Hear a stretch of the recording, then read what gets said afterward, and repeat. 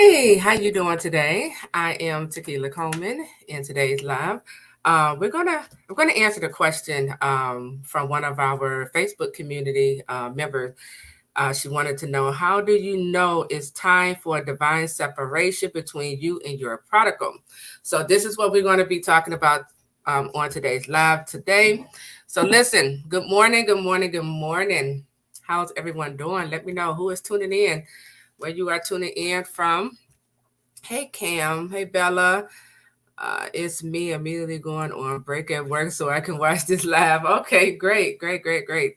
Thank you all for joining. Listen, before we jump into this information, make sure you all go over to either Amazon. You can pre-order your copy of my new book, God Ordained Marriage. You can pre-order the Kindle version over on Amazon. If you would like paperback copy, head over to godordainedmarriages.com/book and you can order the paperback version of the pre-order. You can pre-order the copy of the book. Okay. So, hey, Erica, thank you for joining us. So again, we're talking about, how do you know it's time for a divine separation between you and your prodigal? She also asks, how do you do it? And do you tell them, or do you just stop answering, or do you keep things cordial and minimal? So we're going to talk about this, okay? Because divine separation, it is important for everyone to understand when you are in a divine separation. Hey, Erica, again, we got two Ericas on here. So first question, let's start with her first question. How did you know it's time for a divine separation between you and your prodigal? Well, you want to begin to look for these things, okay? This is how you can tell it's time for a divine separation, or God is ushering you into a divine separation. Because let me just say this. Sometimes God can already be telling us, or calling for a divine separation, but because we don't know the sign, because we have our own fears, or around letting go, we hold on and we still stay, right? And so you want to make sure you understand what is a divine separation, why is a divine separation happening now, okay? How to protect yourself, how to navigate this season, okay? Divine separation, it is possible when you have kids. Yeah, you just got to do it.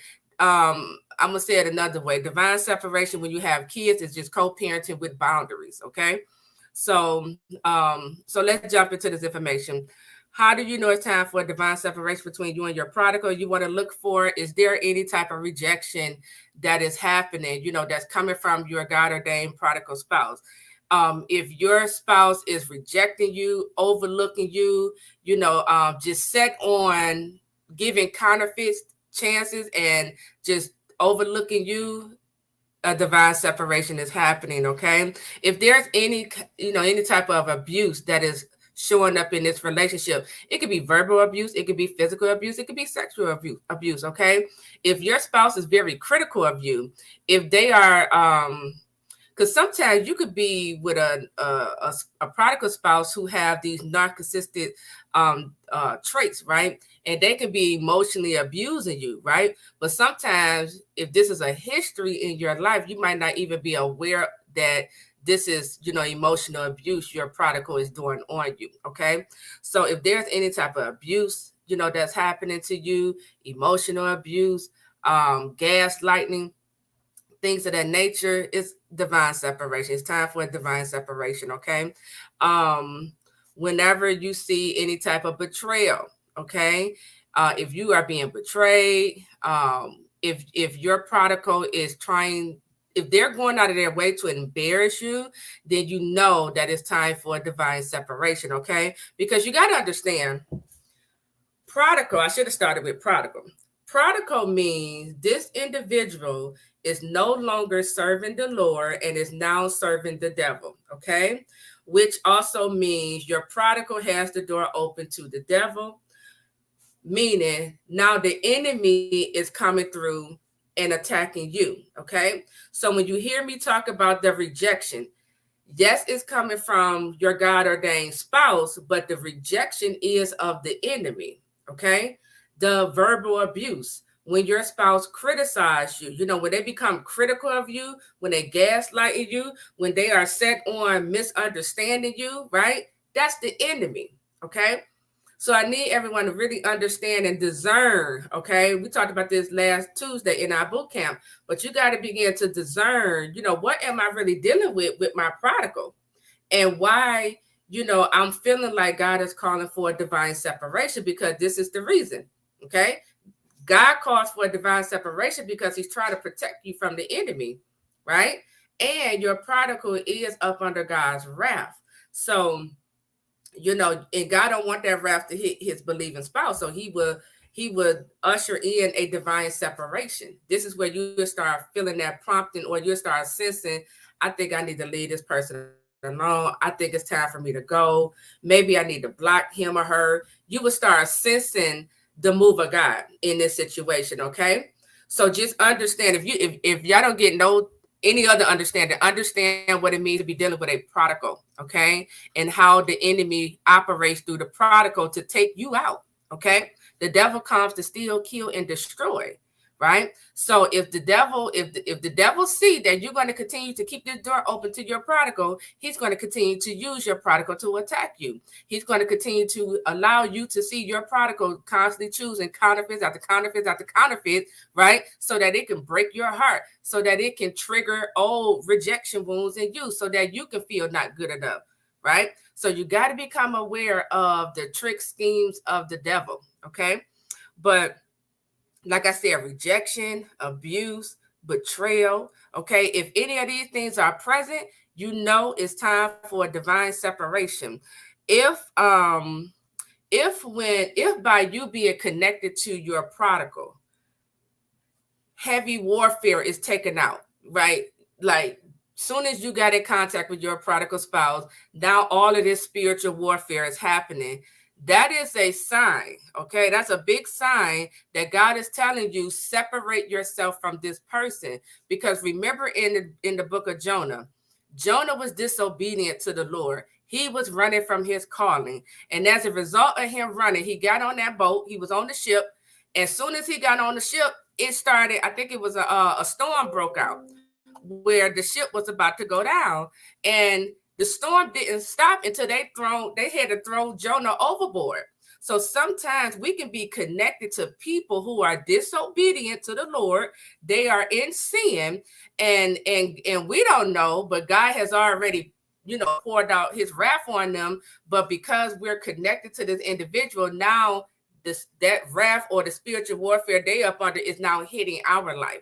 Our life is going down. So again, you got to be mindful of this. You got to begin to pray and ask God, increase my discernment so that I know what I'm dealing with in my spouse. Okay.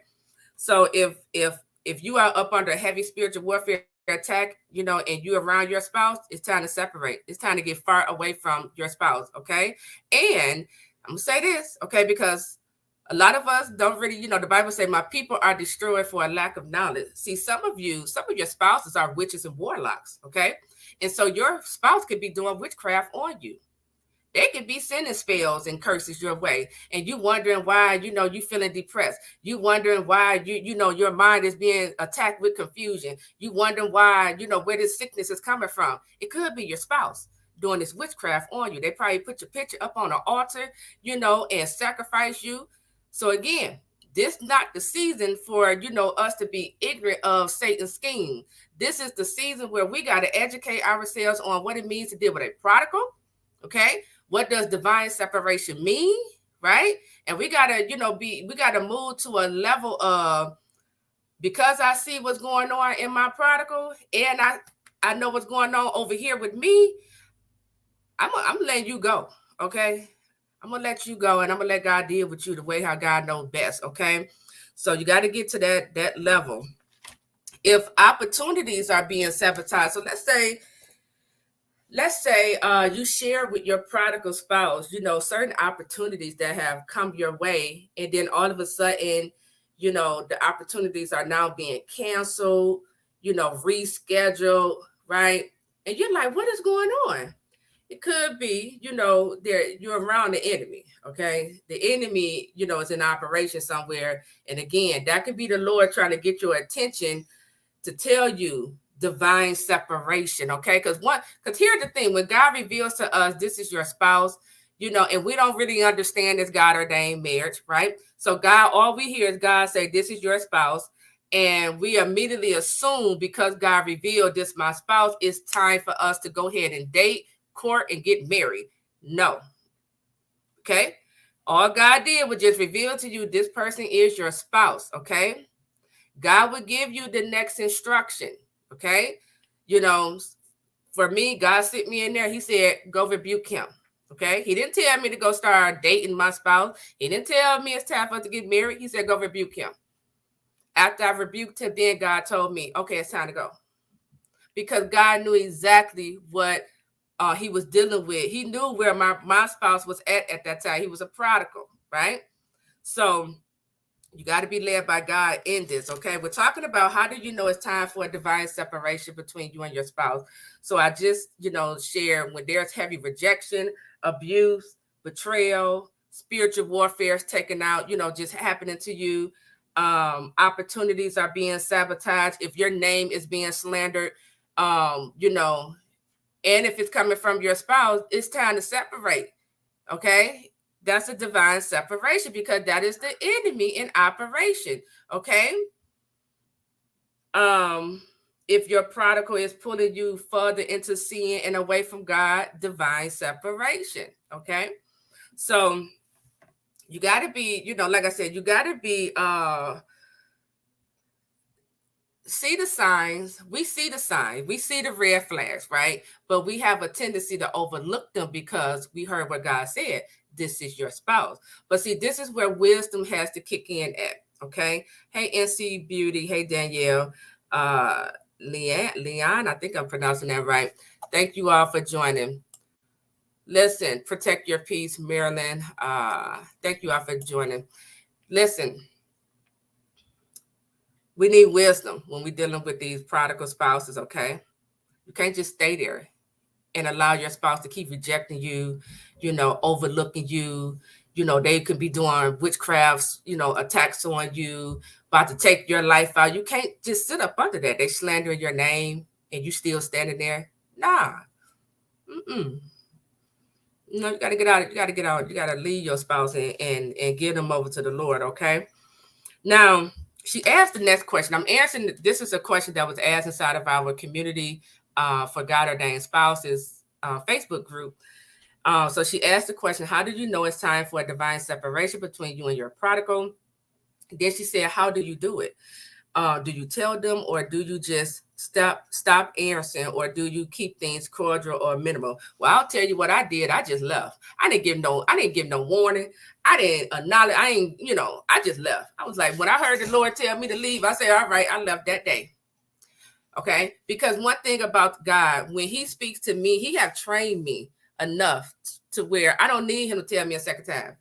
When he told me that first time, leave, and he said your spouse is up under my wrath. I knew exactly what he was saying. I left. I didn't give no notification. I didn't reach out to my spouse and say, hey, I'm gonna be gone for a couple of days. I just left. Okay, whether he liked it or not. Okay, and then after I left, eventually I had to block him. Okay, and it was really me blocking the enemy. Okay, so how do you do it? You leave. You separate yourself, okay, from this person. You get away from your prodigal. You stop answering their phone. You might have to block them. Okay? And then think about it. You got to know yourself, because if I sit down and have a talk with my prodigal about I'm about to leave, you got to know yourself, because if all it takes is for your prodigal to say, oh, baby, I'm going to get better. I didn't mean that. And that's going to keep you staying around. Come on now. You don't need to have that conversation. It goes right back to square one. Do you understand what it means to be dealing with a prodigal? You can't play around with the enemy. You can't sit up here and negotiate with no enemy. You can't keep giving the enemy second, third chances to, try to take you out of here. You can't play with the devil. So when God told me to leave, I left that day. I didn't care if he was mad. He probably was mad. I didn't care. I said, I'm out of here. Right? And so that's how you have to be. Stop all contact. Okay. You don't be cordial. I mean, you can be cordial, but Stop all contact. So even after when you leave and God put y'all in this divine separation, your prodigal might reach out to you. They might contact you. But here's the thing. If God didn't tell you it's time for communication to be opened back up, you don't talk to them. You don't answer the phone. See, this is where your strength got to kick in at. This is where your standards, self-love has to kick in at, because if your prodigal been overlooking you and is involved with counterfeits, and then when you leave, now you caught their attention, now they want to call, and say all this stuff in your ear. Where are your standards? You don't just go back. You don't just take them back like that. No, they need to show you how they changed. They need to show you how they got themselves back in right standing with the Lord. You don't just take them back, just like that. Okay. So that's just how I am. I don't play, I just don't play around with certain things, and I don't play around with men. Okay. I understand, I just understand men, and I know what they respond to and what they don't respond to. So men need accountability. Okay. Man respect the woman who has standards. Okay. Who love herself. Okay. And if you want your prodigal spouse, your prodigal husband to take you serious, you're going to need standards. You're going to need self-love. You're going to have to, hold him accountable. And then you're going to have to learn how to do that, right? Because a lot of you, you think you're holding your spouse accountable, but you're not. You're not. So, understand what it means to be dealing with a prodigal, and also understand why God is calling for a divine separation. It's not that, you heard God wrong. It isn't that, God changed his mind. No, God said, this is your spouse, because God is looking at his child. He's looking at his son or his daughter, he's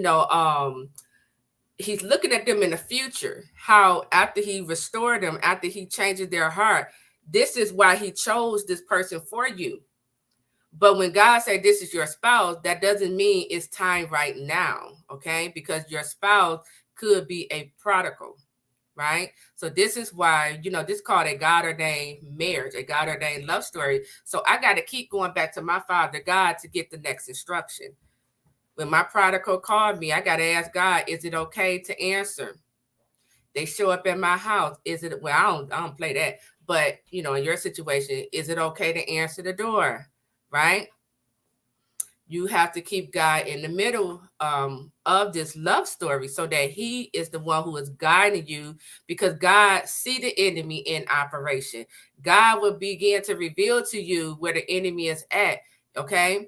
You opportunities are being sabotaged. God might tell you, okay, get away from this person. This is where the enemy is, this is where the enemy has hidden itself at. This is why your opportunities are being sabotaged. This is why you are dealing with depression, because of this, what they putting on you, these spells, these curses, witchcraft, right?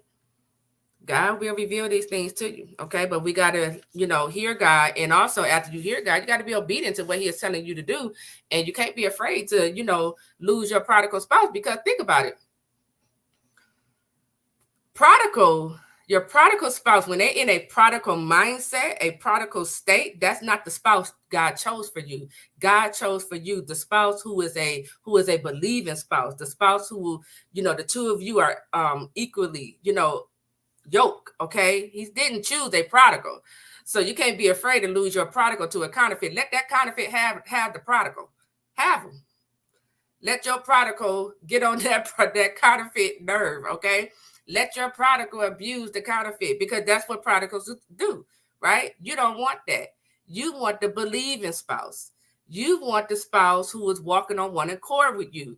You want the spouse who see your value. You want the spouse who love and accept you, right? You want the spouse who don't mind coming alongside of you and supporting you, who's going to protect you and provide for you. That's the spouse you want. So let that counterfeit have the prodigal, okay? I got to talk to you all this way, because you're dealing with some foolishness, okay, with these prodigals, and you don't even have to deal with this stuff, okay? It's like you got the door open to the enemy, and he's coming in, he's attacking you all, and you're wondering why you're depressed. You're wondering why, you keep giving up every week. Close the door. You got to close the door to the enemy, okay? So that is it. I'm gonna take a few questions and then we're gonna end this live.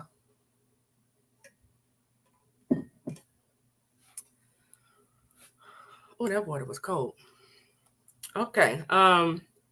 If this is your first time tuning in, welcome. Make sure you hit that subscribe button and like this video. Also, I said it at the beginning. If you haven't already ordered the copy of your pre-ordered the copy of my book, God Ordained Marriages, you can do so. If you want the Kindle version, you can head over to Amazon, just type in my name or type in the title of the book, God Ordained Marriage, and you can pre-order your copy. If you want the physical, the paperback, then you could go to godordainedmarriages.com/book and order the copy from there. Okay.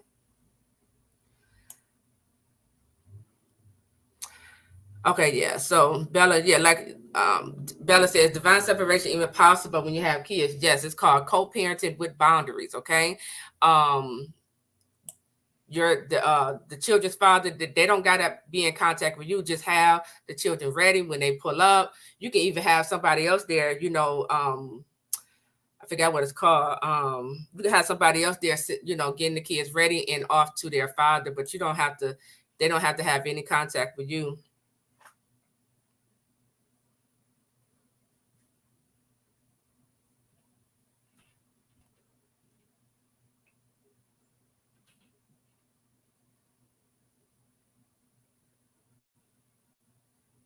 Yeah, spiritual warfare can happen. Spiritual warfare is always happening. Okay, it comes from the devil. So he is, even when these marriages come together, the devil is just going to find, something else to attack in your marriage. So yes, this is why the Bible say pray without ceasing. We are to pray every single day, no matter what. So yeah, it can even happen after reconciliation.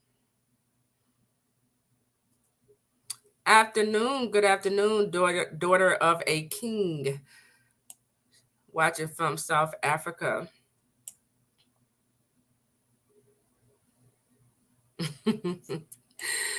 Facebook user said, I thought when I finally met my spouse, let me bring this up. I thought when I finally met my spouse, all would be immediate. We date, court, then marry. Most people think that, but that's not the case, you know. And then when you start, when the prodigal manifests, and you start talking to family and friends about your prodigal, and then they telling you worldly advice. Oh, that's not God, God didn't choose that. That's not God, all that crap. They don't really understand this God ordained love story.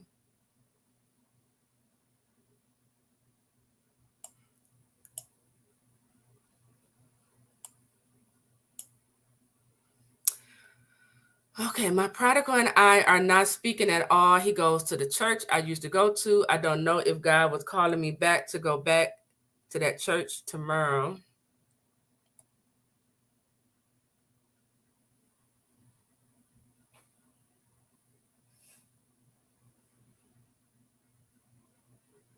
So what's your question, Danielle? If you should go back to that church? I mean, here's the thing. If your prodigal is doing things to provoke you in the church, separate your prodigal from the church, because that could be a church you're called to. Okay. And if you're getting value from this church, you're getting fed from this church, then you don't want to leave the church because of your prodigal. Just ignore him. Just ignore him. Okay. Or I ain't gonna say what I was about to say, but just ignore your prodigal and continue to get fed from that church. Do they have only one service, or do they have a different, different times of, when they have service? If so, if your prodigal is going to the morning service, go to the afternoon service. But don't allow your prodigal to stop you from going somewhere that God may have called you to.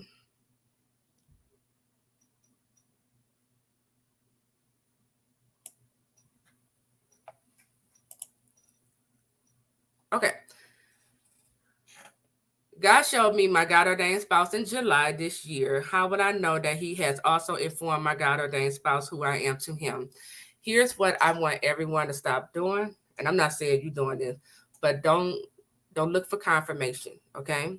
You would know that God has confirmed to your spouse who you are to them when they pick up the phone or come to your house, or when you hear it come out of their mouth. I don't know how they're gonna say it. They might say, God told me you're my wife, God told me you're my husband. Or they might come back to you and say, propose to you, whatever. When you see this, okay, that's when you know God has made it crystal clear to your spouse who you are to them. Okay, don't look for signs. Don't read subliminal messages that your spouse might be posting on social media. No, we're not giving this enemy no room. Okay, when your spouse get bold enough to come back and say, "Listen, you my wife, you're my husband." Okay, it should be you my wife. And they should be proposing. That's when you know.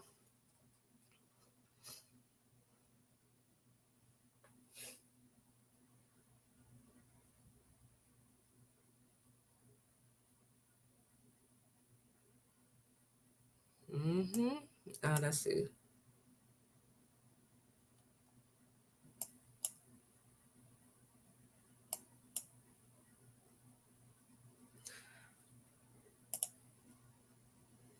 How did you know God revealed who you are to your kingdom spouse? Yeah, just like how I was saying. And then, you would know because, like I said, they're going to come back and make it crystal clear to you. God revealed this to me about you. I'm ready, to pursue you or court you. They will make it crystal clear. So you got to wait on your spouse to make it clear to you, okay, to pursue you.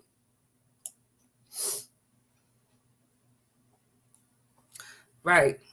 Let the counterfeit have the prodigal, okay? Because you don't want a prodigal. We want the believing spouse. That's what we want, okay?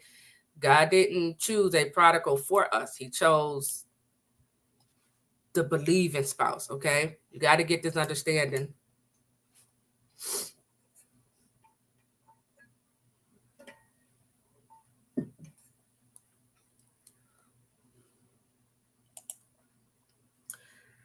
It's been confirmed that he knows who I am to him as well. He'll come back temporarily, then run away. Stop letting him come back. You got to stop the cycles, okay?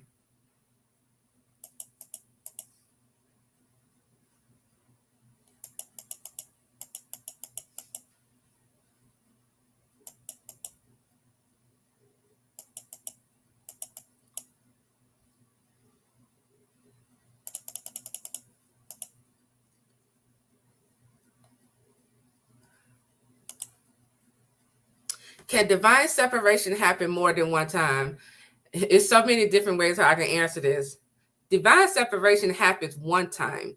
The reason why we see false starts, and it could be interpreted as, okay, God put us back in a divine separation. No, he never told you to come out of it. See, we get impatient or we go before God. So when the prodigal start reaching out to you, when God put the both of you, in this divine separation, instead of us going to God, we pick up the phone.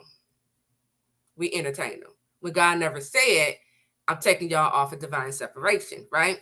So divine separation, it really happens one time. It's just that we get impatient. We, decide to take this love story in our hand, and then we find ourselves in a false start. We find ourselves getting our hopes up only for us to get back hurt again. And then we think God, he just put us back in a divine separation. No, divine separation is one time, and God is like, and this is why God would say, I know he said it to me.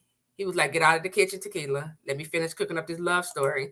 And he'll kick me out the kitchen a few times, I used to go in the kitchen, checking and looking, and he'd be like, get out. Get out of the kitchen, So it only happens once.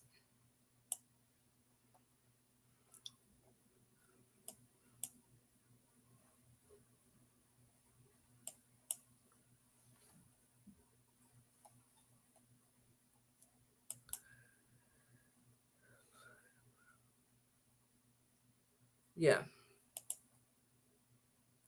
God told me, he revealed I'm his wife but pride is what's getting in the way. Yeah, and it could be more than pride.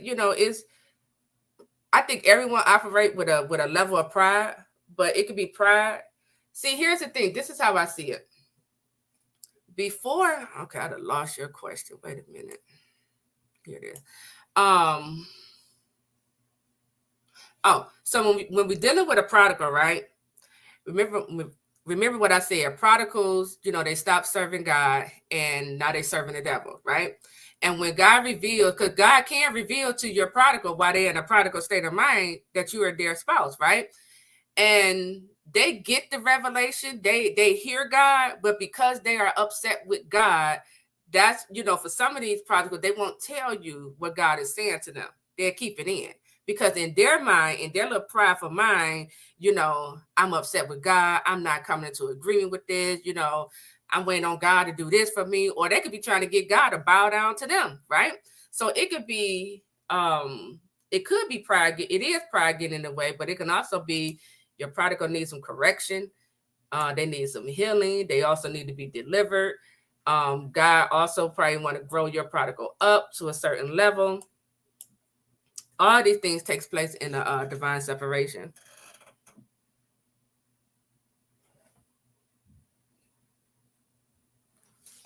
Okay, let's see. My prodigal husband and I have no communication. I have been praying and fasting for a breakthrough. Does seeing no change mean God still needs to do more work on my husband, or free will is in play? I'm not even going to address free will because I could go on and on about free will. When you don't see anything happening, it doesn't mean that God isn't working. That's when God is working. You got to understand, man, okay?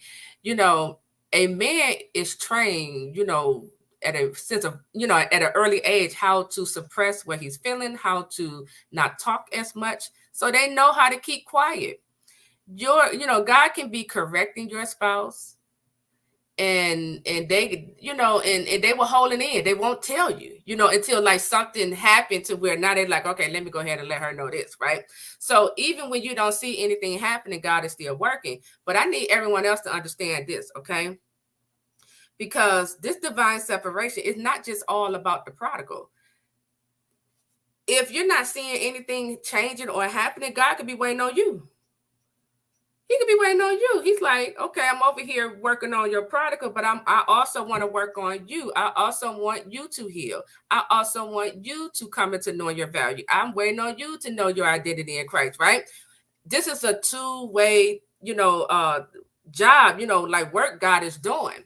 So we can get in our own way. We can cause like these delays in our own love story if we are refusing to do the work God is telling us to do.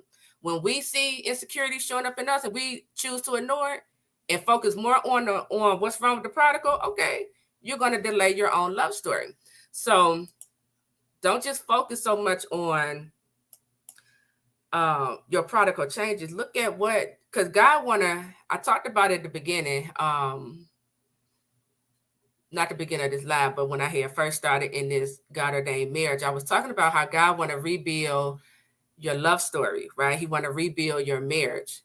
That rebuilding also means God want to rebuild you, because for some of you, you are built on a foundation of rejection. You're built on a foundation of insecurities, low self-esteem, low self-worth, no standards, right? So God is like, I need to rebuild you and my prodigal, okay, before the two of you walk into this marriage. And so I wanted to point that out because I don't want everyone just focusing on what's wrong with your prodigal and then you overlooking what is going on in you and you're not doing the work, okay?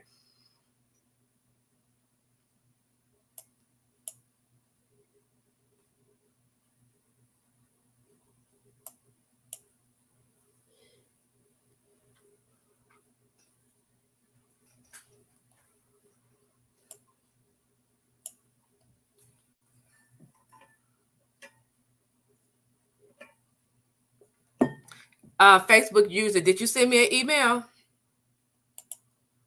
I need you when you go to the website, godordainedmarriage.com, and when you sending me emails, read what's on that page, okay? Because every email that's sent to me is not going to get answered. every message you send to me is not going to get a response back. I need you all to really read that, okay? And it's not getting answered because if I already talked about, whatever your question is, it don't make no sense for me to go back and just say it again. And then some of you, you're sending me messages that don't make sense. So I can't answer it, so, okay. I'm not saying you did this, Facebook user, but I just wanted to say that because I've been seeing in the comments, I sent in the email where you understand every email that's sent to me is not going to get answered, okay? And I also want everyone to know, sending in emails, asking a question, don't think that's coaching, okay? Don't use that as coaching. That's another reason why every question you send in is not going to get answered, because I'm holding you all accountable to investing in yourself, to doing the work, okay? So, okay, so you say, I'm worried. I'm the prodigal since I broke up with him.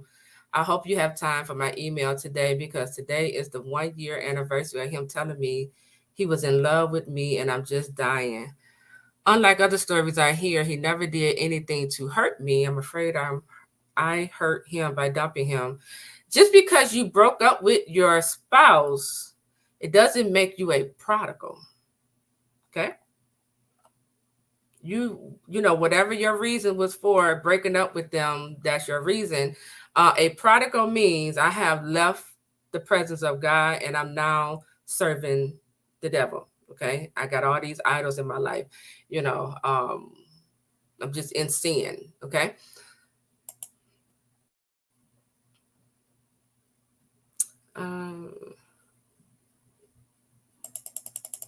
Hey, Sylvester. Okay, Sylvester said, how do you balance praying for your spouse with getting out of the kitchen, letting go of idolizing them?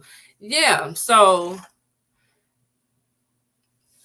you pray every day, right? So I turn the prayers into a routine, right? This is something I do every day. I don't even look at my prayers as I'm praying for my prodigal, because when I pray, I'm gonna just tell you what I do. In the morning, when I'm taking the children to school, first we start with the kids' prayer, right? So, me and the kids, while I'm driving, we praying. After I drop them off, I go into praying for myself. I pray for my spouse. I pray over the school system. I'm praying over the my God ordained marriage business. I'm praying for the God ordained spouses here, right? So I think it's the way how we are viewing this prayer for our spouse. Don't look at it, don't view it as like a task, or you got to integrate into your life. Okay, that's what I'm getting at. And then you get out of the kitchen. See, I believe this is the problem everyone is having with getting out of the kitchen, right? Because the kitchen, for those of you who don't know what this means, the kitchen means I'm checking their social media pages, right? I keep checking my spouse's pages, or I'm checking up on them, or I'm looking at the Counterfeit's page. Whatever you're doing that's checking up on your prodigal spouse, that means the kitchen. And so God would tell us to get out of the kitchen when we are in a divine separation, because when you're in the kitchen and you're doing all this checking, snooping, looking, it causes you to feel depressed. It causes you, it causes your life to slow down, right? Excuse me. It causes you to feel weak, right? It causes you to second guess what God told you. It causes you to want to give up. Now, the way how we get out of the kitchen, it's not enough for you to just stop doing it or to block your spouse. Once I block my spouse, once I tell myself I'm going to stop looking, I got to work on up here. I got to become mentally stronger, okay? If my emotions everywhere, I got to get a handle of these emotions, okay? If when I look, it causes me to feel not good enough, I need to know my value. I need to know that I am good enough. I got to move into a level of doing the work. That's what I'm getting at. Okay. And getting out of the kitchen, one of the reasons why God tell us to get out of the kitchen, because he's breaking that idolatry off of us, right? Because if we keep going in the kitchen, then that means I'm making my spouse an idol above God. So God, he reverse it and he tell us get out of the kitchen, because he is first. He want us to be obedient to his voice, his instruction. So he's breaking idolatry off of us, okay? But you got to grow stronger in whatever area you know that's causing you to go into the kitchen. I hope that was clear.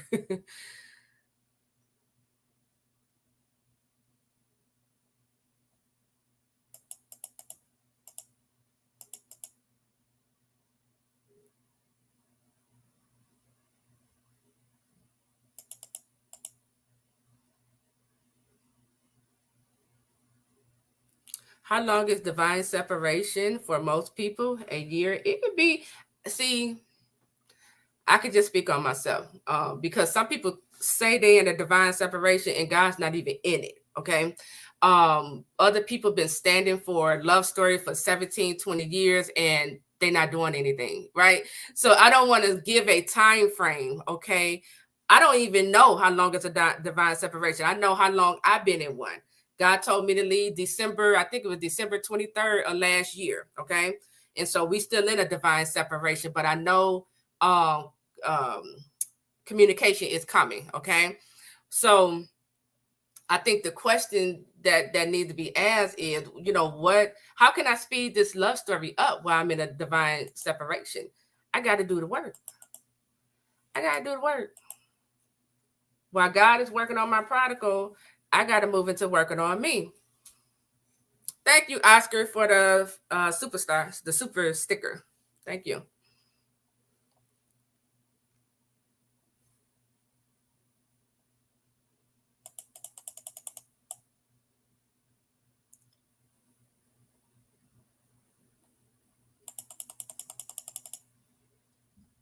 And let me just give y'all a glimpse of when I talk about the work, okay? I'm gonna talk about the work God has been, you know, pushing me into doing. So I left, God told me to leave my spouse December 23rd, 2021. First, God pushed me into healing. He said, okay, I want you to forgive your spouse, right? Now that forgiving my spouse came with multiple layers. I had to, you know, heal the rejection. I had to, you know, I had to release the resentment. I had to, you know, go through deliverance because I was disgusted, right, with seeing him with these counterfeits. So the disgust could come up in your face. So I had to go through deliverance for that, right? I had to release that anger and bitterness out of my heart, right? So you see all these levels that came up under God just telling me forgive your spouse, okay? So that was number one. After that, God said, go ahead and step into purpose, right? Which was here, God ordained marriage, right? I stepped into purpose. He telling me build this out. He telling me start the prayer request, start the 90 days of prayer, right? God telling me all this instruction. And this is what he wanted me to do. This is part of this process of this God ordained love story coming together. Then God said, write the book. I wrote the book. Then God said, I want you to, you know, buy new clothes. I bought new clothes. So you see how each time God is telling me to do something, I'm doing it. I'm not just sitting here. I'm not just looking at what he's doing. I'm working. Okay. Then he, you know, I mean, God, it's so much stuff. Then he started dealing with me with my kids. Get your house in order. I need you to clean out. I need you to make room. Okay. I need you to, you know, it was just a whole lot of other stuff. Okay. Then he started telling me to let go of family and friends. I went through that. Right. So we got work to do. Okay. Danielle, if you are not already a part of our Facebook community, go to Facebook and request to join Community for God Ordained Spouses and post your comments over there because I see a few of your comments and it sounds like you just need to talk, you know, and want to share about your situation. So you can do that over there in our God Ordained community.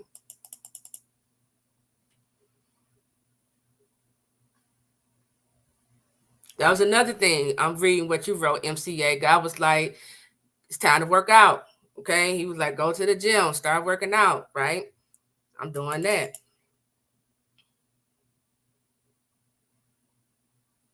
You are getting who is this Facebook user? I thought if we were in a boot camp, we would get email answered. Yeah, it's only one email from a member from our boot camp. I haven't answered yet. It's going to get answered.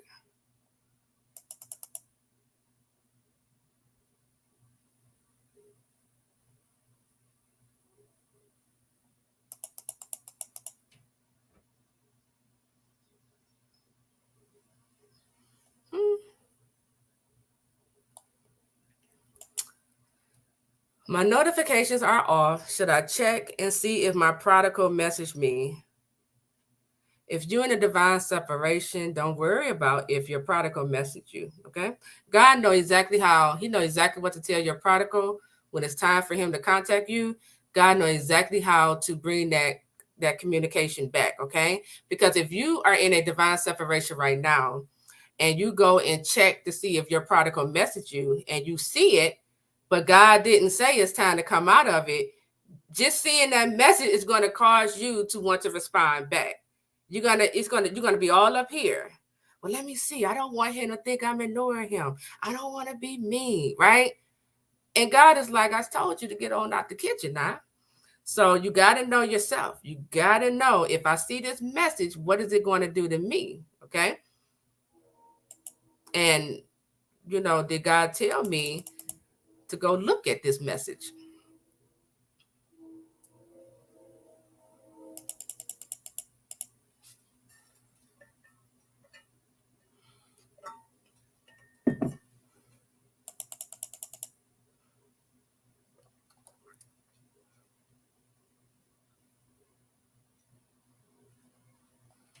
Okay, let me see something.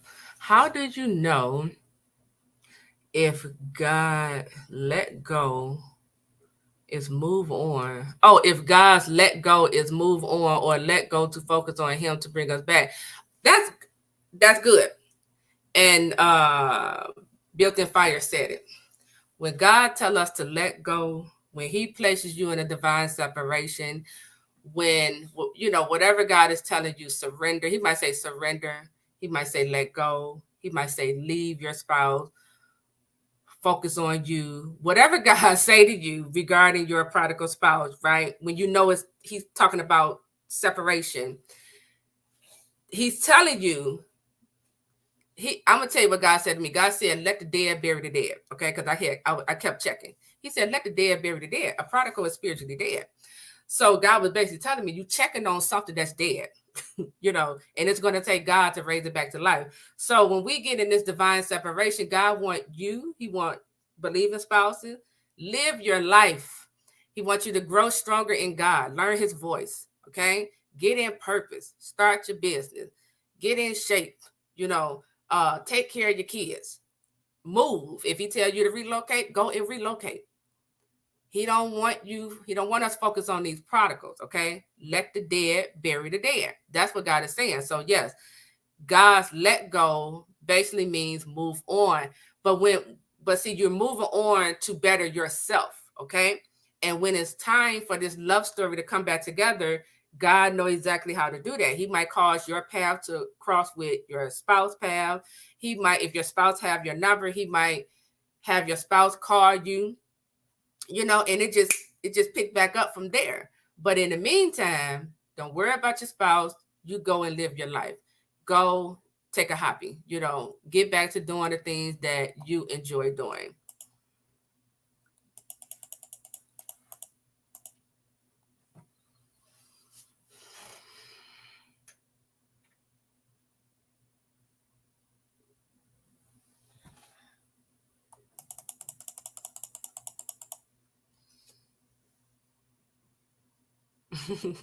Melissa say I'm tardy. You're on time. You're on time.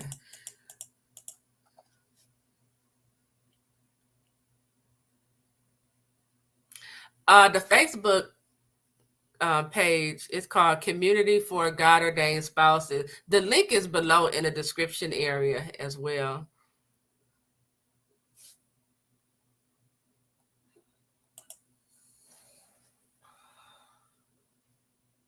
Yeah, yeah.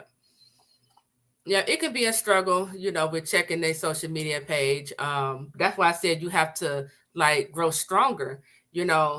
I was used to, looking at his page every single day, and then when God said leave, it's like, he's like, get out of the kitchen. I'm like, well, how? I'm used to this. So I had to retrain myself, and I simply just told myself, we're going to take this one day at a time. And so I would literally say, like today, I would say day one, I'm not checking the social media page. I would get through that day. Next day, day 2. And I might feel the urge, and then I would have to busy myself. I might have to go read a book. I might have to go turn on Netflix or Hulu and watch a movie just to distract me, right? So you gotta build, you gotta like retrain yourself from responding that way. And then also you got to become mentally stronger so that you're not constantly checking and looking or even being moved by whatever you see on a page.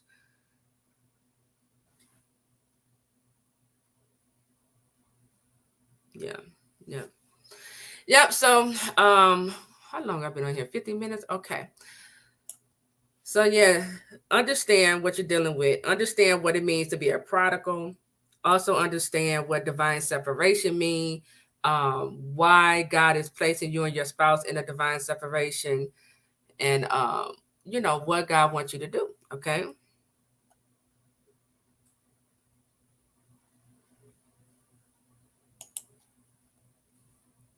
How to know to let go completely, or how to know to keep praying for them. You always keep praying. See, that's what I'm saying. It sounds like y'all not really understanding this. The Bible say pray without season. Okay. If God told you that this person is your spouse, you pray no matter what. You pray when you see them with the counterfeit. You pray when your spouse is telling you, I don't want you. I'm not going to marry you. You're not the one. You still pray because that's the enemy, right? You pray even when the enemy start attacking your mind and telling you, did you hear from God? Did you really hear that? You still pray, right? Okay. Don't be moved by what you see. So we always pray. Okay. That's number one. We are to always pray. How to know to let go completely. Letting go, first we leave, right? This is how letting go takes place. Letting go first, you leave their present.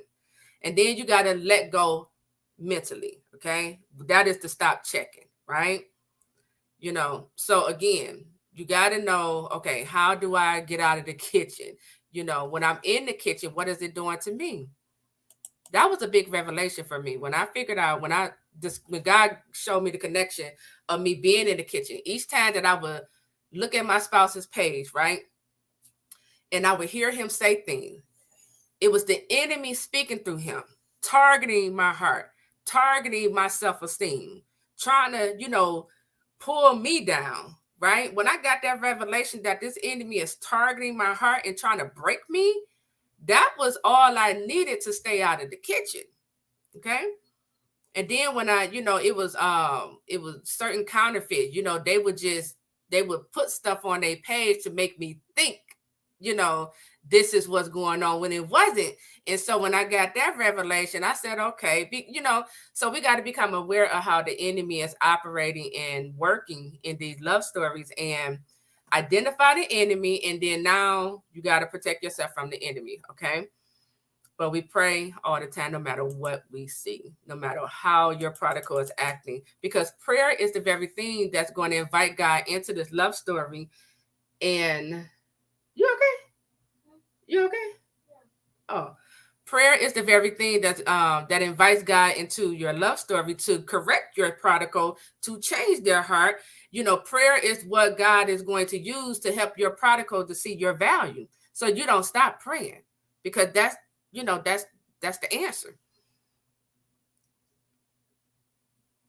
You can't worry about them getting into another relationship. Let me tell you, I just said at the beginning, if they are a prodigal, you want them to go ahead into another relationship. You don't want a prodigal to be your spouse. Then you got to get understanding. I put all this in my book, okay? I put all this in my book. You got to understand that God, when God tell you that this is your spouse, he's basically saying, I'm making my covenant with you and this particular person, right? God isn't making no covenant with no counterfeit. So your spouse can go and get in a full-blown relationship with a counterfeit. But God will make it known to your spouse, my blessing's not on it. My covenant is over here with this one. Okay. He will make it clear to them. But we can't worry about losing them. We can't worry about them getting into another relationship, because when you show your spouse, it has everything to do with your standards and self-love. When you show your spouse, I'm willing to let you go because I know my value. When you show them, and I'm referring to a man here, when you show your prodigal husband, I'm going to let you go. I'm not tolerating the disrespect. I'm not going to sit here and allow you to reject me and overlook me for a counterfeit. I know my value and I know my worth, so I'm about to leave and I'm going to let you have what you're choosing. When you let your prodigal husband have what they are choosing, when they end this relationship with this counterfeit, they're going to still be thinking about you because you're the first person to leave them. You're the first person who showed she loved herself. Wait a minute. Sometimes your prodigal would be, they might not say this, but they could be thinking, how dare she have some standards? How dare she love herself, this much? But you continue to love yourself and you continue to show your prodigal, I have standards. I deserve respect over here. I'm not entertaining no man, who doesn't see my value. You got to be willing to let them go and let them go to a counterfeit. Okay. And I'm going to say this too. Being worried about them getting into another relationship, that is God showing you what he wants you to work on in you. Okay. Because that's an insecurity, he's showing you what you got to work on. Okay. Because when you know your value and when you know your worth, you're not worried about it. I didn't care. My prodigal chose a lot of counterfeit. He got into a lot of relationships. I was like, I don't care, whatever. I know my worth. I know my value. And I told God, I would be over here doing what you tell me to do. I could stay single for life, right? You got to get to this for everybody. You got to get to a point where you don't need to be married. You don't need your spouse to come back and choose you because you are already choosing you. This is where everyone got to get to. You don't care if they don't ever come back. So what? You got to get to this mentally, because when you get to this, when you get here, you find confidence. You're unmovable. You're unshakable. You don't care how many counterfeit, spring up, because you already know I'm good. I don't need him to come back. I don't need you to come over here and buy me no house. I already bought a house. I don't need you to come over here and help me financially. I'm already improving my finances, right? I don't need you to be a father. God is my father for these kids, right? You got to get yourself in this position where you don't need them. When you get here, this is where your confidence at. This is when they come back and want you because they see she don't need me. It's sexy. It's attractive. This is what they want. See, counterfeits need them. They need a relationship. They need to tell people, this my man, this my boyfriend. They need for him to propose to them. When you don't need it, that's when you get it.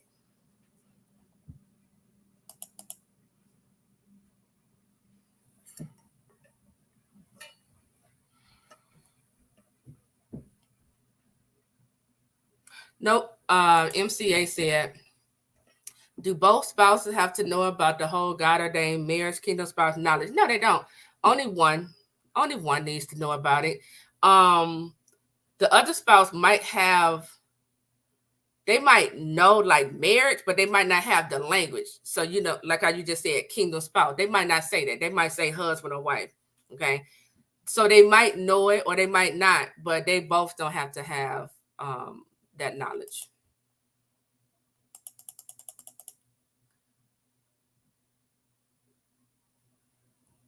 Yeah. Right. See, you said she just knows the common godly women or man term. Right. So God would lead her into just understanding. God might have your, I'm talking to MCA right here. Let me highlight your comment. God may have your God ordained wife in a season where he's just preparing her to be a wife, right? He's preparing her to be a wife. She's in her purpose. I remember you said she was on YouTube. So she's in her purpose, So that's the language she know and understand right now. And then when it's time for God to shift her into that next season, then he might start saying, she might start coming across videos on kingdom spouse or God ordained husbands, things like that. And so he would make it known to her who you are.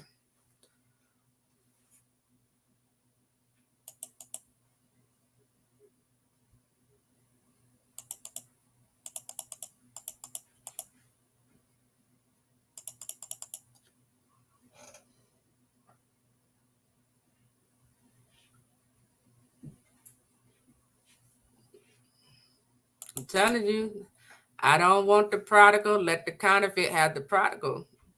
I don't want no prodigal. See, I'm a writer. I like, look, I think I put it in here. Let me see if I can find it. In my book, God Ordained Marriage, I have a whole section. Chapter 6 is all about prodigal spouse. Okay. But let me see some.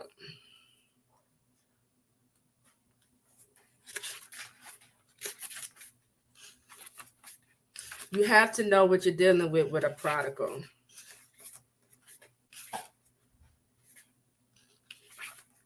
It's in here. I just don't know what chapter it's in.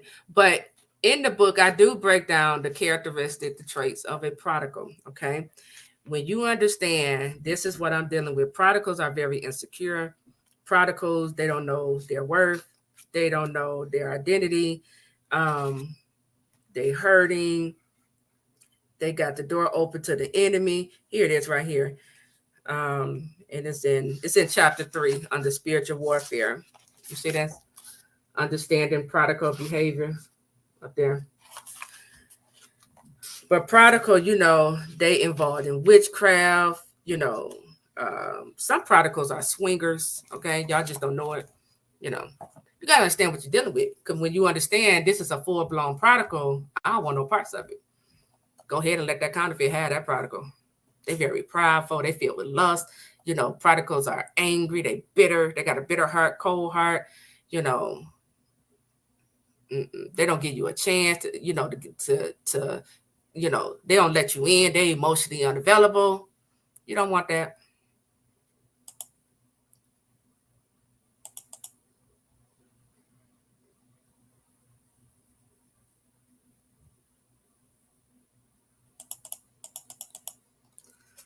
Okay, let's see. Oh, is it? Oscar said, this topic must be a sign from God. This topic is what I needed to listen to. Yeah. Yeah, it came from one of our God ordained spouses inside of our Facebook community.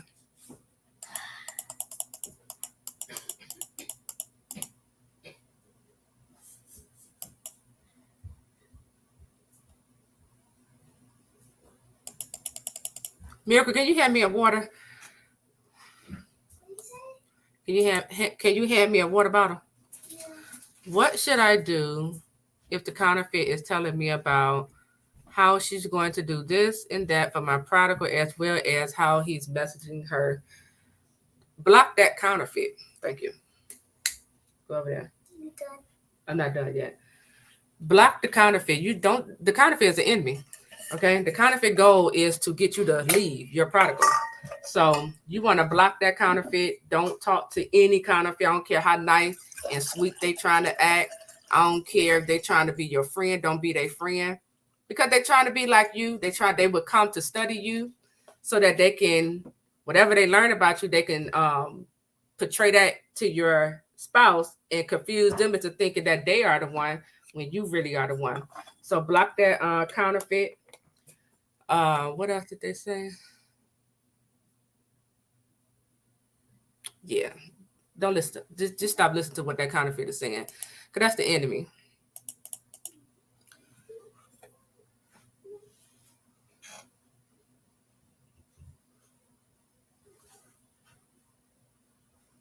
What if the prodigal is the one that ended the friendship? Yeah, listen. If you're my prodigal spouse, okay, withdrew his support from me, left me for the counterfeit, okay, sacrificed me for the counterfeit, okay, but you know what? I let him go. I let him have what he was choosing. And after he chose it, he saw that he chose a snake. He saw that he chose what was superficial. But as long as I would have stayed there, he would have never seen these things. He wouldn't have saw these things, okay? Sometimes we got to get out of the picture. We got to let them have what they choose. If your prodigal ended the friendship, okay. Go ahead and, go ahead, take your friendship to someone else who want it, who deserve it. Because your prodigal, they will never find a friendship such as yours, okay? And so you got to allow your prodigal to realize this, to see this on their own, Okay. I didn't, it hurt me when my prodigal, when I saw that he withdrew his support and chose the counterfeit. That hurt. But I said he got to go through this.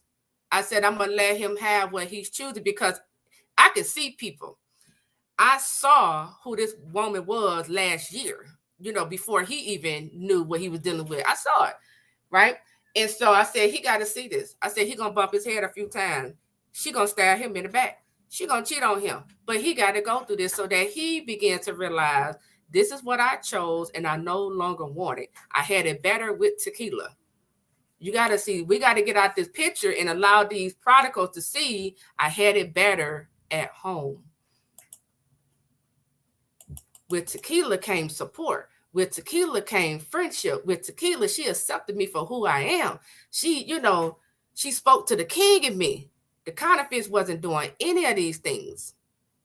But as long as I stayed in the picture, I would have continued to get rejected, overlooked. He would have still been highly esteemed with these counterfeits. Okay.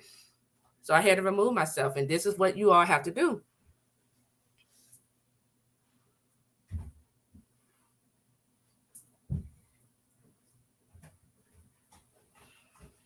Mm-hmm.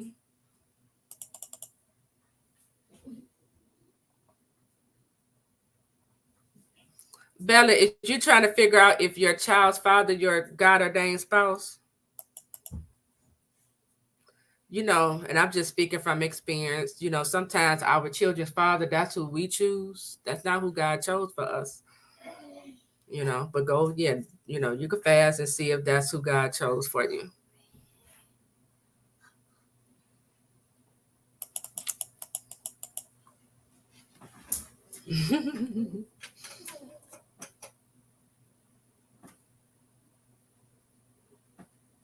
Let me tell you something. Counterfeits. I had counterfeits.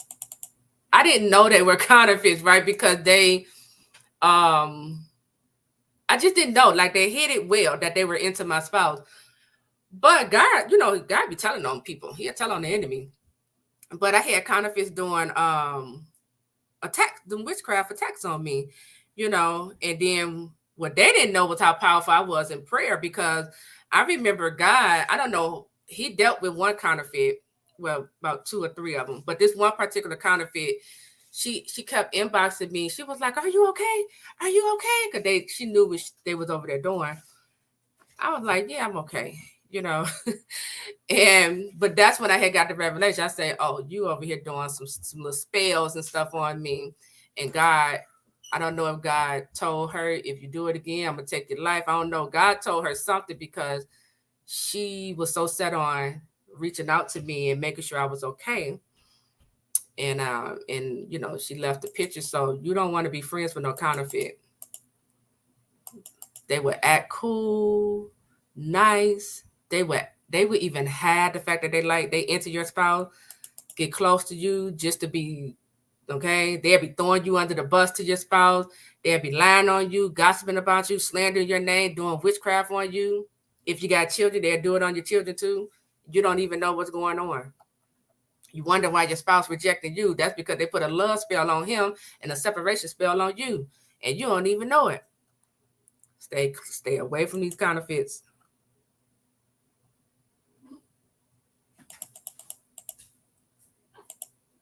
She said, it's morning here. Well, no, it's not. It's afternoon. It's 12. I think I got on an hour ago. Yeah. Okay. Let's see. When you say they may be doing witchcraft on you, what does that look like? What could they be doing? So I'm gonna just speak from experience. So I knew nothing about witchcraft until last year. So I knew something was going on, because God, before it hit me, I got a playlist on the channel. Y'all can't see it because it's private, but I got a worship playlist on my YouTube channel. And one night, as I was getting ready to go to bed, I heard the Lord say, "Hurry up and turn on your playlist, your worship playlist." And I was like, because I'm focused on going to sleep. So I was like, I don't really want to hear that. I'm tired. And he said it again, "Hurry up and put on your worship playlist. So I turned it on, and it was one song in particular. It's a song called Rend to Heaven. I forgot who it's by, but I laid down in the bed, and I just had my phone with the playlist going next to my ear. Soon as I laid down, I felt like something was trying to suffocate me, but I had the music playing in my ear. So even though I felt like it didn't feel like I was being pressed down by something. So I felt like I couldn't breathe, and it also felt like something was pressing me down. But as I'm hearing the music, I can feel it was like I'm being pressed down, but I can also feel something trying to push me back up. And then after probably about 20 minutes of that, because I was like, oh my God, I was saying in my mind, like, God, I can't breathe. I don't know what's going on. And after about 20 minutes of it, it broke. Okay. So that was one of the ways how the witchcraft attack hit me. Okay. They were literally trying to take me out. Okay. They was doing all type of spells and stuff on me. They sent sickness my way. It was a lot of stuff. Another way the witchcraft attacks can happen, I took a picture outside, and you could see the front part of my truck in the picture. That was the only time I showed a picture and you could see my truck in there. Right after that picture, I never had any problems with my truck. Right after that, probably 2 weeks later, my truck breaks down. And I said, God, this is unusual. This is a new truck. He said, yeah, because you had the front end of your truck in the picture and you put it on social media. So I said, okay, so that taught me don't do that again. So the attacks, the witchcraft, it can look like whatever. I just know how it was affecting me. I was sick. I was feeling like I was being suffocated by something. My truck broke down at one time. My face hair broke out, another time. And it also showed up with a lot of confusion in the mind, mental confusion, okay? And comprehension problem as well. So just take a look at what is going on, This is why every morning I always say I break every witchcraft attack, spells, curses, voodoo, black magic, white magic. I go in, okay? I don't be playing with these devils. I don't play with them. I rebuke monitoring spirits, And see, the other thing too, because not only was the counterfeit and my spouse doing this craziness, it was people in my family attacking me as well with witchcraft, And that's another thing y'all got to be aware of. It's people in your family that's doing this on you too. Bless you.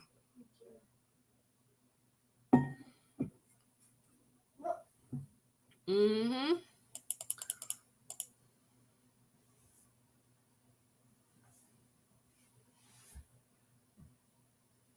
That's right, Danielle. She said, if God told you who your spouse is, you don't want to entertain someone else because basically you would be entertaining a counterfeit. That's right. Oh yeah, family be doing witchcraft on you. And I knew family was doing witchcraft on me and other family members because this was around October. My grandmother and we got like our birthdays in the same month, in the month of October. And right before my grandmother's birthday, she just had a stroke. And my mother, my mother called me. She was like, we called my grandmother mama. She was like, Mama, the stroked out, So I was like, I think it was the Lord, because as soon as I heard that, I heard witchcraft. So I was like, I'm gonna call you back. And I started praying over her, breaking these witchcraft attacks and curses. Then the next day she came back. So I was like, okay, cool. Then probably like 2 weeks later, my mother called me again. She said, she stroked out again. She just had a stroke. She's not responding. They got her in the ICU. I said, I'm gonna call you back. So I'm over here. I command you to get up. I'm calling her name. I'm breaking these witchcraft attacks. The next day, my mom say she woke up. I said, okay. That's when I knew. I said, somebody in the family doing this. They trying to take her out.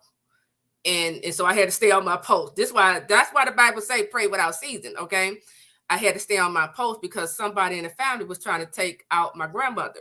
Okay. So and I told my mother, whenever she gets sick, you call me because I know what to do, and that went on for about a good 3 times, and then they stopped. I guess they say, okay. They probably moved on to somebody else.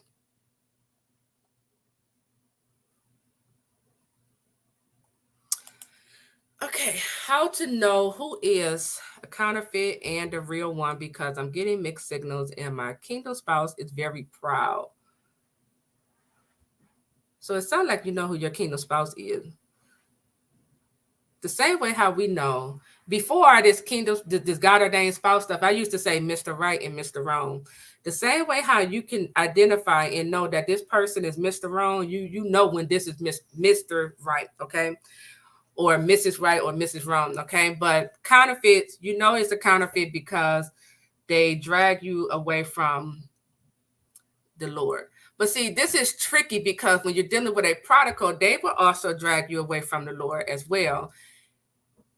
Long story short, the way how you discern if this is your spouse or a counterfeit, you got to go back to God and you got to ask God, make this crystal clear to me, who is who?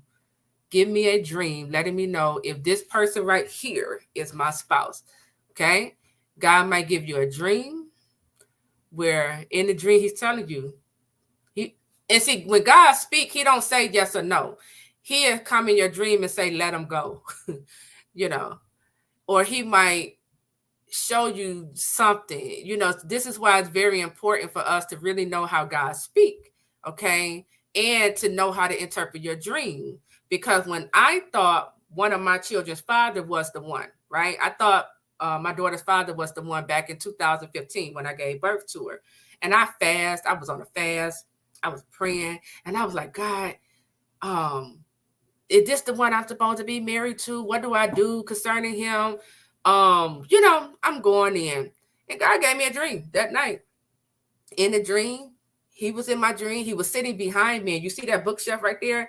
He was sitting behind me, and I was by a bookshelf. I was putting the books on the shelf. But as I was looking at him, I heard the words, let him go. And I woke up. And so when I woke up, I was like, well, God, what do you mean let him go? This my, he's the father of my child. Right. So I wasn't ready to receive the message. So when I went to sleep again the next night, God gave me he just rewind the dream, gave it right back. And I heard again, let him go. I said, okay. And I guess God said, in case you want to act like you still didn't hear this dream, when I went to church on Sunday, my pastor was preaching a sermon on letting go and what will happen if you don't. So sometimes God won't say yes or no, but he will, like in my dream, he was like, let him go. Okay. He's letting me know, like, I didn't choose that one. Let that person go. So just go back to God and ask God for that clarification.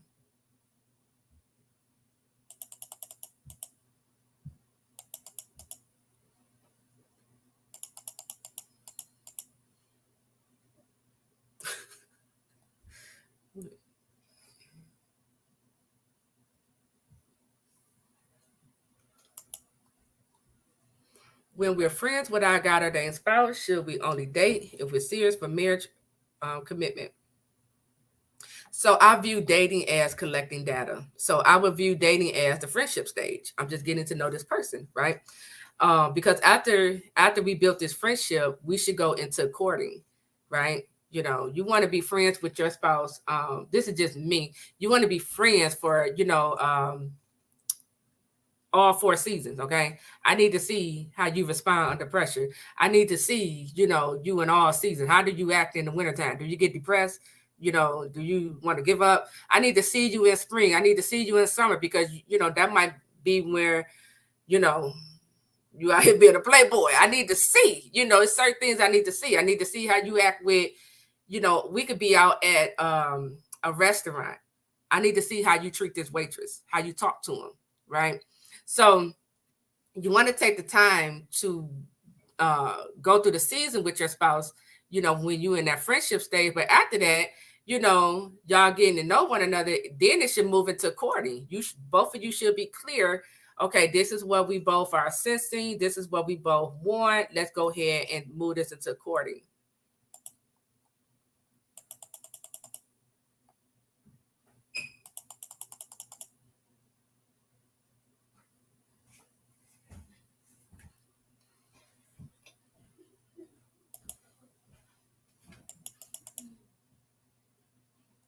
Yeah. Okay. Um, so my kingdom spouse started treating me as his enemy. Once I started giving him and preaching to him the true revelation from the word of God, because he is into sinful things and myself uh, walking in the Holy Spirit. Right. And that's that's what happened. That's what's happening in most God ordained relationships. So he began to manifest. That's why he started treating you like the enemy. You was disturbing the spirit, his evils, the evil spirits in him. And he began to manifest. This goes back to what I was just saying with MCA question. This is why when you in that friendship stage with your spouse, you don't want to just hurry up and jump and get married, because as she's stating right here, her spouse became her enemy as she began to preach and tell him about the sin he was in, basically rebuking him. He began to manifest and became her enemy. So yeah, that's because you got the word, and you that anointing. Evil spirits can't stay in the presence of the anointing. So he just began to manifest, and they will stop being your friend because the two of you are not walking on one accord. See, you serving God, he's serving the enemy. You living right, he's living wrong. So they will stop. Mm-hmm. What is it? Okay, give me 10 more minutes, okay? Just go upstairs, wash your face, brush your teeth, put on some clothes, and when you're done, we will go. Okay? They ready for cake. How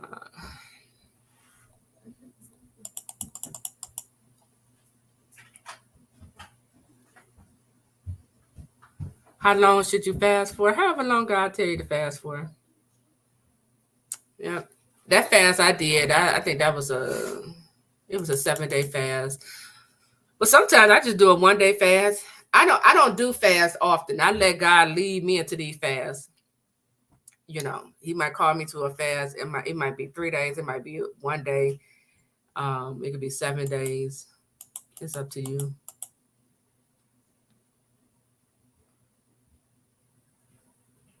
Mm-hmm. Mm-hmm. She said the counterfeits are called counterfeits for a reason.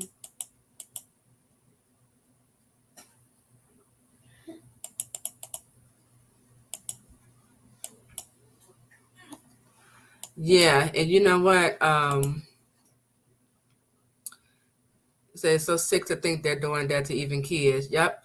And when I start seeing certain things happening in my kids, it pissed me off. I was like, oh, God ordained spouse or not. I was like, I went into war. Okay, I'm about to take y'all out. But that was really when God told me, what did he say? God had gave me a warning about that. I forgot the words he said. He said something like they took it too far, something like that.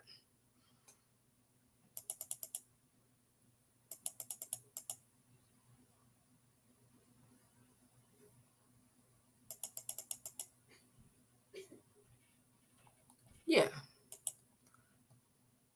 Built-in Fire said, so if they're doing spells, can't God still bring the union together because God's more powerful? Yeah. And see, yeah, that's exactly. So here's the thing. Y'all know when I get these questions, I have like a whole ton of information come up here and I got to slow my brain down. So here's the thing. God would allow them to do witchcraft on you. So God would allow your prodigal and the counterfeits to do witchcraft on you. Here's why God is allowing it. Because number one, while they're doing this on you, God is also telling them, stop doing this. And some of them stop, some don't. Some want to test God. They think they're more powerful, than God, because some of these prodigals who's operating as warlocks or witches, they've been doing this on people for years, and it's been working because most people don't know how to break off these witchcraft attacks. But just like God told me, they matched when they came for me. Okay. I'm so glad I heard from God last year. God was telling me, He said, Taquila, before it happened, he said, I need you to learn how to fight in the spirit. I did not know why I kept hearing him say that, but he knew what was up ahead, because they literally tried to take my life. And when they saw that what they were sending my way wasn't working, because here's what a lot of them don't know. Whatever you see in my way is coming back on you. You seeing sickness, you about to be sick. You seeing suicide on me, you're going to take your own life. You try to touch my finances, you're going to lose yours. So God, he allows it because he's warning them to stop. And when they don't stop, and then, let me say this part, and when you up under the witchcraft attack, it's building you, okay? I was getting stronger. I really was. I was getting stronger. I began to press into prayer. I knew, God began to teach me what to say, how to block all this stuff, I was getting stronger. So you're getting stronger while this is happening, right? And then when you get to a certain level in this love story, God flipped the script on the enemy, right? And all of that, how they were trying to take you out, God began to raise you up, because now you got stronger. Now you understand you're not scared of the enemy, right? I run to the enemy, nowadays. I be running right to him, like rebuking and binding, and then it pulls out your anointing. So God will break off while you praying. This is another reason why he said pray without ceasing, because as you're praying, we so focused on the God ordained love story. What we're missing is when God push you into prayer, when he keep telling you pray, pray, pray, or he might say fast, right? The reason why is because what you don't know is he's breaking off for you the witchcraft attacks from your past, the witchcraft attacks your mother did, the attacks from your auntie, the attacks from your father, right? Then, and then he break off the attacks that's coming from your spouse or the counterfeit, right? Because I remember around February, I heard God say, the curse has broken. And I was like, what curse? He was telling me the curse that came from my family and the curse that came from my spouse and the counterfeits, right? And I didn't even know, all this stuff was sent over my life. They had bind up my finance and everything, So, but he will break off all these attacks of the enemy, okay? And this is how he showed the enemy, I'm more powerful than the devil. He got to show your spouse or the counterfeits, I'm more powerful. And because you sent this on my chosen one, this is why, and when people go through judgment, when they go through their judgment, you see them losing everything. You see some people just commit suicide. This is why, because y'all don't know what they've been doing in secret. You reap what you sow. So, but God will bring the union together. But before he bring it together, if your spouse was doing any witchcraft, spells, or attacks on you, your spouse is going to reap that before God allows them to come back in contact with you. This is another reason why you don't want to open that door up, okay? You open that door up to your spouse, you don't know what season God has them in, because they're going to reap whatever they sent your way. So, you open that door back up to them, it's going to hit you. I'm not opening up no door. I'm like, let them reap. They sent all this stuff my way, let them reap it, But end of the day, God still is going to bring it around, okay?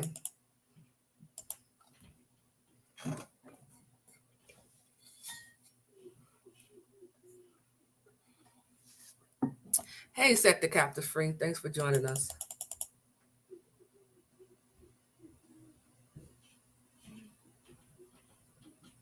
Yep, let them guide it.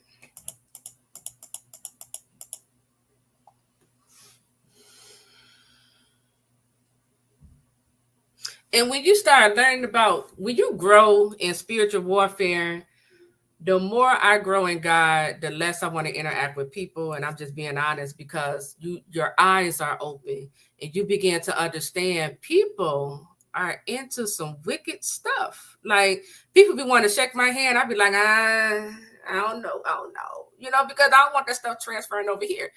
I don't accept gift anymore from people because they can they can put stuff on it and you make contact with it, and now they just bind up your whole life.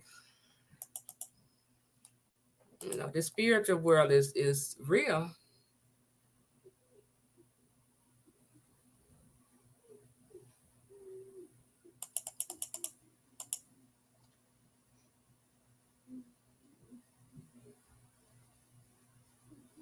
Right. And that's because of brokenness. So Danielle was saying, I don't see how someone could put a love spell on someone like it's not genuine. Right. And that's what you get with a counterfeit. Counterfeits are broken. They broken individual. They, don't know their worth. They insecure. They already see that your spouse, they observing how your spouse look at you, interact with you, and that's what's making them feel insecure. And so they know you have your spouse in a way that they don't have them. So they put these love spells on these men, to draw them closer to the counterfeit, and see that separation spell would cause your spouse to see you all wrong, see you as just different, right? Just this is why a lot of rejection happened in your life, because of the devil. But that's what it is. But you're gonna have the victory in the end. Just keep on praying, rebuking, and binding. I know. I don't know how you perform spells. I don't know. I just know what God revealed to me. I just know how God, grew me in prayer. I felt every attack of the enemy. And I seen the enemy manifest, Yeah.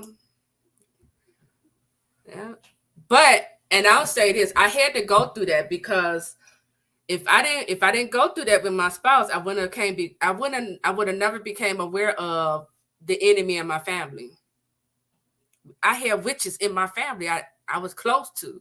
I didn't know that, And it makes sense now that I know the information I know, because each time when I would go around this certain auntie, my life would go down. And I'm thinking this auntie got my best interest at heart. She's a full-blown witch.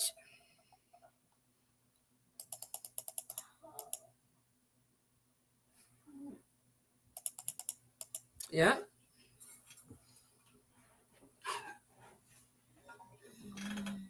He said the stupid Cupid. Exactly. The biggest lie of the enemy is that witchcraft and voodoo is not real. The biggest lie is that the enemy don't even exist. Most people don't even believe that there's a real devil in this world. And if they do believe it, they unaware of how the devil shows up in their life. They're not aware of it. That's why I keep saying,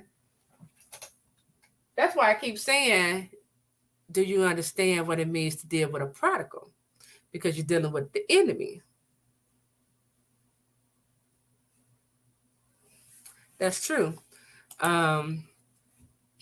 That's how you know the calling of your marriage or life is great, when they're hitting you back to back with warfare or spells. That was confirmation. When I saw how the enemy was coming for me last year, and when I saw all these counterfeits, they focused right in on me, because they saw how my spouse responded to me.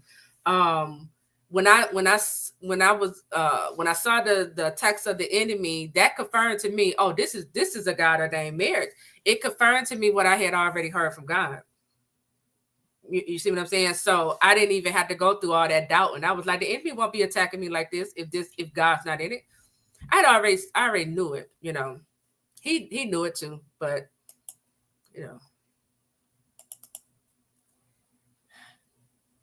Mm-hmm.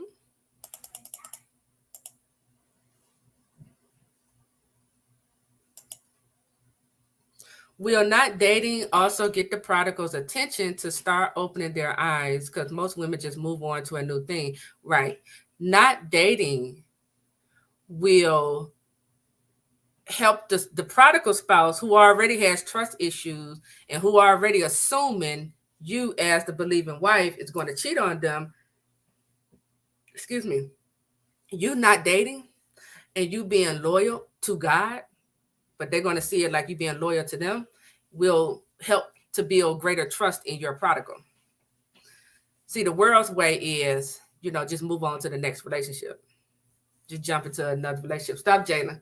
Stop. just jump into the next relationship. No, don't do it the world's way. Not dating. What gets a prodigal's attention? Accountability, standards, self-love, confidence, letting them go, having respect for yourself. These are the things that get prodigals' attention. It really is. I held my prodigal accountable. And you know what happened? He grew into a better man. Accountability worked.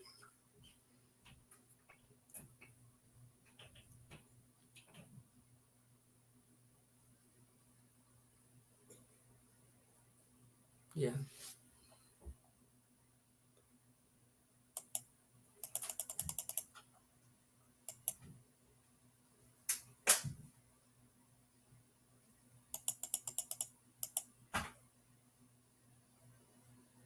Mm-hmm.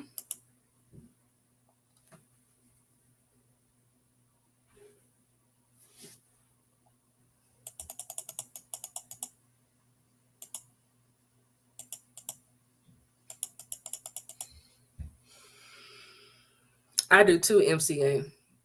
He said, I feel more happy at peace when I'm all alone than when I'm surrounded by people. Me too. I think that's how God built me.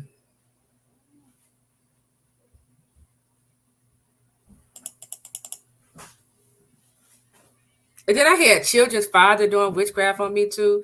I didn't even know it. I'm telling you, I mean, God was revealing the enemies, okay? I was like, oh, y'all threatened by me? But that gave me more. I'm gonna tell you something. I'm the type. You tell me I can't do something, I'm gonna do it just to prove you wrong. And so when I saw how all these, not the counterfeit, when I saw how the enemy came for me last year, I got my spouse, counterfeit, my children's father, family members, all trying to take me out. I said, whoo-hoo. I said, I must be powerful over here. All y'all trying to take me out.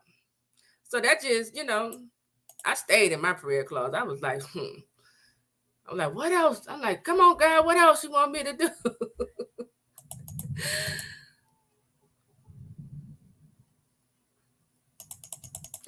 But that also confirmed that it's a heavy calling that's on my life, me and my spouse's life.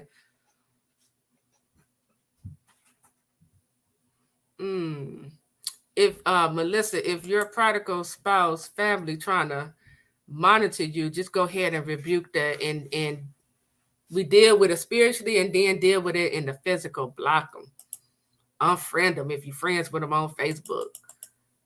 You don't want to. When God make you aware of people monitor you, don't allow them to do it, because see, I'm telling you, they can. I don't know how they do this, but they can tamper with your. They could try to tamper with your destiny. Okay.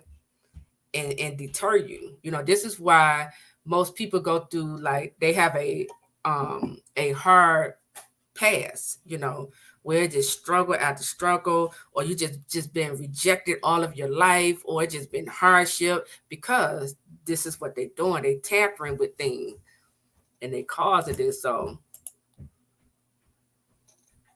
hey, pretty mama. I gotta comb your hair. No, you don't. Go get the brush. I already brushed my hair. Okay. Let's see. Okay. I'm gonna do one more question, then we're gonna go, okay? Go put on your socks and shoes. This is the last question. No, Mom, this is what you want to say. You say, hi, bye, I need to go. Okay. Miracle said this is the last question. Okay.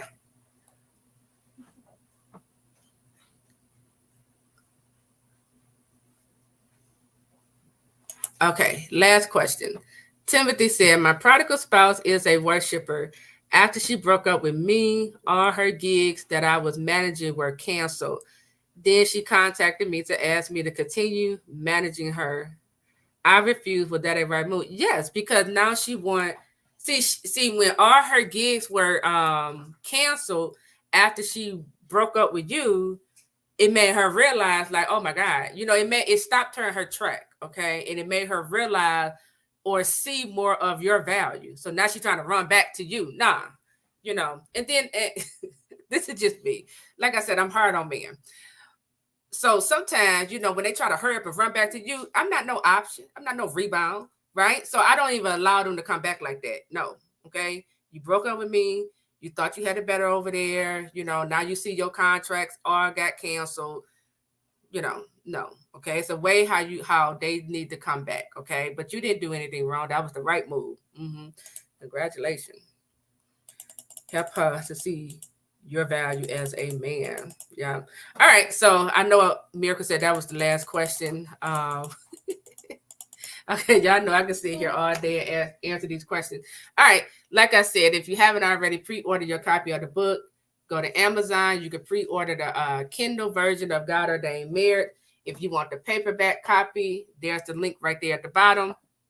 GodOrdainedMarriages.com/book. Pre-order your copy. And yeah.